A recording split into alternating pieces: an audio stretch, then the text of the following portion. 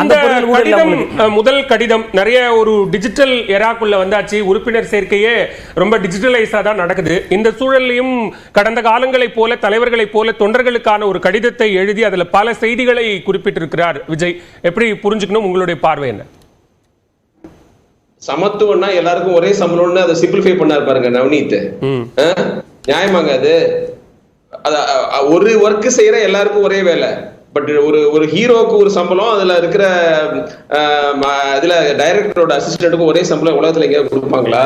ஆக்சுவலா விஜய் வந்து கொள்கையை சொல்லலன்னு சொல்றவங்க பெரும்பாலும் விஜய் ஏதாவது குறை கண்டுபிடிக்கலான்னு தான் வெயிட் பண்ணிட்டு இருக்காங்க. பொட்டு வைக்கல, விநாயகர் சதுர்த்திக்கு வாழ்த்து சொல்லல, அல்லது வந்து ஜோசப் விஜய்னு சொல்லலாம். இப்படி பேசுறவங்க தான் வந்து எதுவும் சொல்லன்றாங்க. நான் ஒரு நியூ பர்சனா கொள்கையில சொல்லணும். எஸ், சொன்னா நல்லது. ஆனா சொல்லலைன்னா ஜெயிக்க முடியாதா? அப்படிலாம் கிடையாதுங்க. இப்ப எம்ஜிஆருக்கும் என்டிஆருக்கும் ஒரு தீம் இருந்தது. எம்ஜிஆரை பொறுத்த வரைக்கும் அவர் உழைச்ச கட்சியில, அவர் பாப்புலரா இருந்த கட்சியில அவருக்கு இடம் இல்லை அப்படின்னு சொல்லிட்டாங்க. சோ அது ஒரு துரோகம் அப்படிங்கிற ஒரு தீம்ல வந்து அவர் மக்கள் கிட்ட போனாரு. மக்கள் அதை ஏத்துக்கிட்டாங்க. எஸ், அண்ணாவே இந்த கட்சிக்கு எம்ஜிஆர் தேவைன்னு நினைச்ச ஒரு மனிதர்.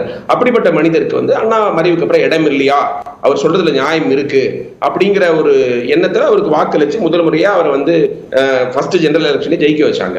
என்டிஆருக்கு அந்த தெலுங்கு சுயமரியாதை, அதாவது Congress government, central leadership, Andhra பிரதேசத்தை சேர்ந்த சீஃப் மினிஸ்டர்ஸ் எல்லாம் இன்சல்ட் பண்ணாங்க, மதிக்கல. சோ அவங்களுடைய ஒரு சுயமரியாதை முக்கியம், நான் அதை மீட்க போறேன்னு தெலுங்கு தேசம்னே ஒரு கட்சியை உருவாக்கி எம்ஜிஆர் குயிக்கா அவர் வந்து மேல வந்தாரு. பட் விஜய் அந்த மாதிரி அண்டர்லைங் தீம் இது வரைக்கும் இல்ல. இப்ப வந்து மணி சொன்னாரு, பெரியார் அண்ணா அவங்க எல்லாம் கண்கள்னாரு. அவங்கள தங்களுடைய கண்களா கருதிய கலைஞர் கருணாநிதி எப்படி பாக்குறாங்க அவங்க? அது சொல்லணும்ல. அதாவது அண்ணா பேர்ல அவ்வளவு அந்த கிளாரிட்டி தான் வேணும்னு எல்லாரும் கேக்குறாங்க. இப்ப நவநீத் எழுப்பக்கூடிய கேள்வியும் அந்த கிளாரிட்டியின் அடிப்படையில் ஆனதுதான். அதாவதுங்க, தமிழ்நாட்டுல ஒண்ணு மட்டும் மறுக்கவே முடியாது. திமுக எதிர்கட்சியா இருக்கும் போது கூட அதை பத்தி பேசினாதான் வளரும். நீங்க சோசியல் மீடியாவிலேயே திமுக பத்தி பேசினாதான் ரியாக்ஷன் வரும். அது வந்து நிதர்சனமான உண்மை. சோ இவங்க என்ன செய்ய போறாங்க? இவங்க வந்து அண்ணாவையும் பெரியாரையும் வந்து ஏத்துக்கிறோம் அப்படிங்கிற போது அவங்களுக்கு பின்னாடி வந்தவங்க சரியா செய்யறங்கிறத உடைச்சு பேசணும், ஊடகமா பேசக்கூடாது. ஜென்ரலா வந்து இவர் வந்து ஒரு கம்யூனிகேஷன் சேனல் ஓபன் பண்ணணும்னு பாக்குறாரு. இப்ப வந்து ஒரு நெருக்கம், தொண்டர்களோட ஒரு ரேப்போ பில்ட் பண்ணணும், உடன்பிறப்பேங்கிற மாதிரி, ரத்தத்தின் ரத்தமேங்கிற மாதிரி, நெஞ்சில் குடியிருக்கும் தோழர்களே ஒரு லைன் எடுக்கிறாரு. அதெல்லாம் தப்பு இல்ல. அப்புறம் அது டூ வே டிராபிக்கா இருக்கணும். அவங்க என்ன நினைக்கிறாங்க? இப்ப வந்து ரொம்ப டாப் ஹெவியா இருக்குது கட்சியை பொறுத்த வரைக்கும் எல்லாமே விஜய் தான். இந்திய அரசியல் ஒரு சாபக்கேடு என்னன்னா, ஒரு தனி மனிதரை நம்பி அல்லது தனி மனிதருடைய புகழ் தான் ஒரு கட்சியோட வெற்றிக்கு காரணமா இருக்கு. நீங்க கம்யூனிஸ்ட் கட்சிகளை தவிர எல்லா கட்சிகள்லயும் ஒரு தனி நபரை நம்பிதான் இருக்குது. அது ரீஜனல் பார்ட்டி சினிமாவை போல ஒரு ஹீரோ வர்ஷிப் மாதிரி இங்க லீடர் வர்ஷிப் அப்படிங்கிற அந்த சூழல் தான் இருக்குங்க. அப்சல்யூட்லி. நீங்க வந்து ரீஜனல் பார்ட்டிஸ்ல ஹீரோ வர்ஷிப் பிஜேபியை விட அதிகம். பிஜேபியில வந்து திரு நரேந்திர மோடி வந்ததுக்கு அப்புறம் தான் இந்த வர்ஷிப். அதுக்கு முன்னாடி எல்லாம் கூட பரவாயில்ல. ஆனா இதை எல்லாத்தையும் தாண்டது வந்து ரீஜனல் பார்ட்டிஸ். ஏன்னா அவங்க ஒரு ஸ்டேட்ல மட்டும்தான் இயங்குறவங்க. அவங்க வச்சதுதான் சட்டம். Whether it is Naveen Patnaik, whether it is BRS, Chandrababu Naidu, Mamata Banerjee, கேட்கவே வேணாம். ஏன் டிஎம்கே ஏடிஎம்கே எல்லாமே அப்படிதான். டிஎம்கேல கொஞ்சம் பரவலா இருந்தது. இப்ப அதுவும் வந்து கிட்டத்தட்ட ஒரு ஏடிஎம்கே பாணியை நோக்கி தான் போயிட்டு இருக்கு. ஏன்னா தலைவர் தான் சட்டம் அப்படிங்கிற மாதிரி ஒரு கட்டத்துக்கு வந்துருச்சு. கருணாநிதி காலத்துல இருந்த ஜனநாயகம் கூட இப்ப இல்லைன்னு நான் நினைக்கிறேன் கட்சிக்குள்ளார. அதை வந்து இவங்க எப்படி மாத்த போறாங்க? இப்ப வந்து இவங்களுக்கு வந்து திமுக இருந்த அட்வான்டேஜ் கிடையாது, பல தலைவர்கள் கிடையாது, ஏற்கனவே ஒரு கொள்கைகள் அப்படிங்கிற ஒரு இது கிடையாது, பேக்ரவுண்ட் கிடையாது.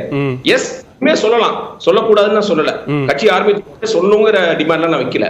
பட் இந்த தனி மனித வழிபாடை எப்படி வந்து இவங்க ஓவர் கம் பண்ண போறாங்க? மணி அவர்கள் வந்து 2-3 முறை அம்பேத்கர் பத்தி சொல்லிட்டு இருந்தாரு. அம்பேத்கருடைய ஃபேமஸ் கோட் நான் அவருக்கு நான் சொல்ல விரும்புறேன். Bhakti in religion may be a road to the salvation of the soul. Okay. But in politics, bhakti or hero worship is a sure road to degradation and to eventual dictatorship. Okay. அதுவும் அவர் வந்து ஏற்கனவே வந்து ஒரு பெரிய ஹீரோவா இருந்தவர், ஒரு super hero. அவர் வந்து எப்படி வந்து சாமானியர்களுடன் அவங்களுக்கு வந்து இது உங்களுடைய கட்சி, நான் உங்களுக்கானவர் அப்படிங்கறத நிலைநிறுத்த இப்பவே அவரோட கம்யூனிகேட் பண்ண முடியுமா மத்தவங்களால? கீழ்மட்ட அப்படிங்கிற கேள்வி எல்லாம் எழுது. நான் வந்து ஹீரோ அரசியலுக்கு வரக்கூடாதுன்னு சொல்லலாம். வந்துட்டா அவர் அந்த பெடஸ்டல்ல இருந்து இறங்கி வருவாரா? ஏன்னா ஒரு மீட்டிங்ல வந்து யாரோ ஒருத்தங்க வந்து வழக்கறிஞர் அணியில வந்து எனக்கு விஜய் அவர்கள் பிடிக்கும், விஜய்னு பேர் சொல்லக்கூடாதுங்கிறார் அந்த ஆனந்த். என்னங்க இது? அவர் பேர் விஜய் தானே. நான் இப்ப வந்து கருணாநிதி அவர்களை எவ்வளவு பெரிய ஒரு ஆளுமே அவர் நான் கருணாநிதினு சொல்றேன். திமுக காரங்க இருந்தா கலைஞர்னு சொல்லுங்கன்னு சொல்லுவாங்க. நான் என்ன சொல்றேன், அது வந்து தப்பு கிடையாது அவர் பேரை சொல்றதுன்னு நான் சொல்றேன். ஓகே, விஜய் வந்து இப்ப வந்து இப்பதான் அரசியலுக்கு வராரு. அவங்க கட்சிக்காரங்களே விஜய்னு சொல்லக்கூடாது, தளபதினு சொல்லுங்கன்றாரு. இது என்ன ஜனநாயகம்? இது நாங்க ஜனநாயக வயப்படுத்துவோன்றாரு, சமத்துவோன்றாரு. திரு விஜய்னு சொல்றது என்ன தவறு இருக்குது? அதுல இந்த மாதிரி அரசியல் தான் தேவையா? அதாவது மக்களை நீங்க இது பண்ணுங்க, அரசியல் வயப்படுத்துங்க உங்களோட கட்சிக்காரங்களை, ரசிகர்கள்ல இருந்து தொண்டர்களா டிரான்ஸ்ஃபார்ம் பண்ணுங்க. நான் அது வேணாம்னு சொல்லல, அது பெரிய காரியம், செய்யுங்க. ஜனநாயகத்துல எல்லா இடமும் இருக்கு. பட் வந்து ஒரு காமனர் மாதிரி பிஹேவ் பண்ணணும்ல, ஒரு கடவுள் கிடையாது அப்படிங்கிறது மத்தவங்களுக்கு. அவங்க அதாவது இப்ப விஜய் இது வரைக்கும் ரசிகர்களா பார்த்தவங்க எது பண்ணாலும் கரெக்ட், நம்மளுக்கு பிடிச்ச நடிகர் அப்படிங்கிற இதுல கட்டத்துல வேற மாதிரி பார்ப்பாங்க. அரசியல் தலைவர் வந்துட்டா நிறைய கிரிட்டிசிசம் இருக்கும். அதுக்கெல்லாம் நீங்க ஜனநாயக பூர்வமா பதில் சொல்லணும் இல்லையா? நீங்க சொல்ல வர பாயிண்ட் வந்து நீங்க சொல்ற அந்த ஜனநாயகப்படுத்துதல் அப்படிங்கிறதோ அல்லது அரசியல் படுத்துதல் அப்படிங்கிறதோ விஜய் அவருடைய கடிதத்தில் குறிப்பிடுற மாதிரி இருக்கக்கூடிய கட்சிகளை போல அல்லாமல் வேற ஒரு பரிணாமத்துல அந்த அரசியல் படுத்துதல் இருக்கணும். அதாவது இந்த அறிக்கையில ஒரு முக்கியமான பாயிண்ட் என்னன்னா, அந்த எக்ஸெப்ஷனலிசம், we are different அப்படிங்கறத வந்து அடிக்கோடிட்டார். 2 முறை சொல்றாங்க. நம்ம வந்து 10-11 கிடையாது, இது ஒரு டிஃபரெண்டான கட்சி. டிஃபரெண்டான கட்சின்னு நாங்க நம்பணும் இல்லையா? பொதுமக்கள் நம்பணும். அதற்கான நடவடிக்கைகள் என்ன அவரே கூட சொல்லலாம். நான் வந்து ஒரு சாதாரண மனிதன் தான், என்ன விஜய் நீங்க சொல்லலாம், நம்ம கட்சிக்காரங்க கூட சொல்லலாம்னு சொல்லலாம். ஐயே அதாவது இந்த சமத்துவம் இதுல இருந்து ஆரம்பிக்கட்டோன்ற. ஏன்னா அந்த ஹீரோ வந்துருச்சுன்னா கேள்வியே கேட்க முடியாதுங்க. நான் வந்து பத்திரிகைகளோ பொதுமக்களோ சொல்ல, அவங்க கட்சிக்காரங்களே கேட்க முடியாது. அதற்கான களத்தை முதல்ல அவர் அமைக்கணும். ஃபர்ஸ்ட் ஆஃப் ஆல் அவர் கிரிட்டிசைஸ் பண்றவங்கள, அவர்கிட்ட தைரியமா பேசுறவங்கள பக்கத்துல வச்சிருக்கணும். ரசிகர்களால இந்த கட்சியை வந்து வலுப்படுத்த முடியும். அதாவது அவங்க ஓட்டு போடுவாங்க, அன்பா இருப்பாங்க, அதெல்லாம் நான் சொல்லல. பட் அவங்க வந்து விஜய பாக்குற விதம் வந்து எது செஞ்சாலும் கரெக்ட். ஏன்னா ரசிகர் மனப்பான்மையிலே இருப்பாங்க பெரும்பான்மையானவர். ஜீவா பேசும்போது குறிப்பிட்டாரு, இங்க ஆகப்பெரும் எதிர்ப்பும் இல்ல, ஆகப்பெரும் வரவேற்பும் இல்ல அப்படின்னாரு.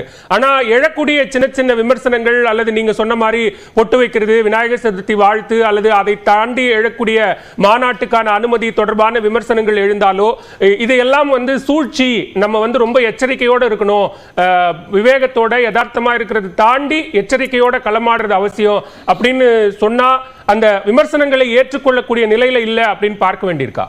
இல்ல அவர் பாயிண்டடா சொல்லிங்க, அது ஒரு ஜெனரல் அட்வைஸ். அது அவர் வந்து வெளிப்படையா இவங்க எங்களுக்கு பிரச்சனை பண்ணாங்க, இதனால அனுமதி கிடைக்கல அப்படிலாம் சொல்லவே இல்லை. ஆனா அவர் வந்து அவர் என்ன சொல்றாரு, நீங்க ஒரு அவருடைய படம் ரிலீஸ் ஆகும் போது நீங்க பால் அபிஷேகம் பண்ணலாம், என்ன வேணா பண்ணலாம், கட் அவுட் வைக்கலாம், எந்த விதமான ஆக்ஷனையும் செய்யலாம். அது ரசிகர்கள் அப்படிங்கிற விதத்துல மத்தவங்க பாப்பாங்க. இப்ப அரசியல் கட்சின்னு வந்துட்டா பொறுப்போட நடந்துக்கணும். அவர் ஓட்டு போட வந்தா 10 பைக்கு பின்னாடி வருது, அந்த கள்ளசாராயத்துல இருந்தவங்களை பார்க்க போகும்போது உள்ளவே விடாத மாதிரி அளவுக்கு அந்த நெருக்கடி, இதெல்லாம் வந்து அவரை கிரிட்டிசைஸ் பண்றவங்க காத்துட்டு இருக்காங்க. சரி, கிரிட்டிசைஸ் பண்ண நினைக்கிறவங்க அவங்களுக்கு இடம் கொடுத்துறாதீங்க, கொஞ்சம் டிசிப்ளினா இருங்கன்னு சொல்றாரு. அது முக்கியம். ஏன்னா விஜயகாந்த் நடந்தது தெரியும், அவ்வளவு பாப்புலரான வெள்ளந்தியான கடைசி ஒரு 5-6 வருஷம் அவரை வந்து ஒரு கேரிகேச்சர் ஆகிட்டாங்க. இவருடைய கூட்டத்திலே தவறு எல்லாம் நடந்ததுன்னா அது பூதாகரமாக்கிடுவாங்க, முதல் கோணல் முற்றும் கோணல் சொல்ல வச்சிருவாங்கன்னு ஒரு அவரை வந்து வார்னிங் கொடுக்குறாரு. அப்படிலாம் பண்ணிடாதீங்க, நீங்க வந்து ஜாக்கிரதையா இருங்க, நம்மள எப்படி சறுக்கி விழுவோம்னு பார்த்துட்டு இருக்காங்க நிறைய பேர், எப்ப சறுக்கி விழுவோம்னு பார்த்துட்டு இருக்காங்கிற ஒரு இதெல்லாம் சொல்றாரு. But is a long way to go. ஆனா சில விஷயங்கள் அவர் வந்து உடனடியா நடைமுறைப்படுத்தணும்ன்ற, அது வந்து இந்த ஜனநாயகப்படுத்துதல அவர் ஆரம்பிக்கணும். அவரு பேசுறது கரெக்ட், அவங்க கட்சிக்காரங்க பேசுறது அல்லது பத்திரிகைக்காரங்க பேசுறது இதெல்லாம் அவர் கேட்கணும். அவர் கேட்கிறாரா அப்படிங்கிற சந்தேகம் வந்து நிறைய பேருக்கு இருக்கலாம். வந்து கொண்டு வரணும். ஆனா முக்கியமான விஷயம் பாலவேல், தமிழிசை சவுந்தரராஜன் அவர் பதிலே கொடுத்துடக்கூடாது. ஏன்னா அவங்களுடைய இருப்பை தக்க வைத்துக்கிறதுக்காக கேட்கிறாங்க. அவர் பிஜேபி எதிர்க்கணும், ஏன்னா பிஜேபி வந்து சமத்துவத்துக்கு எதிராக இருக்குது. ஆனா இந்த இண்டிவிஜுவல்ஸ் வந்து அவங்க பார்ட்டியில வேற ஒரு அஜெண்டாக்காக கேட்கிறாங்க. இவங்களுக்கு எல்லாம் பேச ஆரம்பிச்சாரு வச்சுங்க, அவர் வந்து கட்சியே நடத்த முடியாது. இவங்க தினைக்கும் அவங்களுக்கு பேசிட்டு இருக்கணும், அவங்க தினைக்கும் பேசுவாங்க, தினைக்கும் கேள்வி கேட்போம். அதுல கிளியரா இருக்கணும், கொள்கைகளை எதிர்க்கணும், எது நாட்டுக்கு தேவையோ அந்த கொள்கைகளை ஆதரிக்கணும். ஆனா தனிப்பட்ட முறையில பேசுறவங்களுக்கு அவர் பேசிட்டே இருந்தாருன்னு வச்சுக்கோங்க, அவருக்கு வேற வேலையே இருக்காது, இதேதான் செய்ய முடியும். நம்ம தொடர்ந்து பேசலாம். அதாவது எனக்கு வந்து அவருடைய பாப்புலாரிட்டி உச்சத்துல அரசியலுக்கு வந்திருக்கிறாரு. தமிழ்நாட்டுடைய அரசியல் திசை மாறலாம் அப்படிங்கிற ஒரு எண்ணம் இருக்குது. அதெல்லாம் கருத்தில் கொண்டு அவர் பாசிட்டிவா இருக்காரு, ஆப்டிமிஸ்டிக்கா இருக்காரு. Let us wait and see. ஆனா கொள்கையை உடனே சொல்லிட்டு தான் நீங்க அரசியலுக்கு வரணும்னு சொல்றது பெரிய டிமாண்ட். அது இப்போ வந்து கொள்கையை வச்ச கட்சிகள்லாம் அதை ஃபாலோ பண்றாங்களா கேள்விலாம் எழும். அதனால நம்ம பொறுத்து தான் பார்க்கணும். ஓகே, தொடர்ந்து பேசலாம்.